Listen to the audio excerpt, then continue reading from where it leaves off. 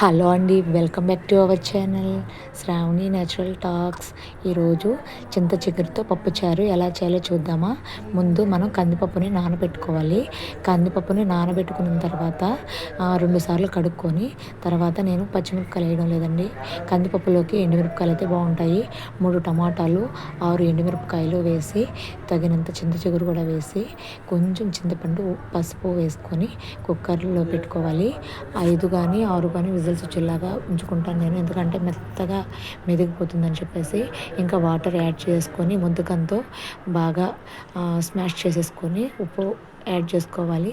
తర్వాత బాండి పెట్టుకొని ఆయిల్ వేసుకొని కొన్ని ఆవాలు, జీలకర్ర, కరివేపాకు వేసుకొని బాగా ఫ్రై అయిన తర్వాత ఈ పప్పుచారు కూడా వేసుకొని బాగా తల్లనించుకోవాలండి.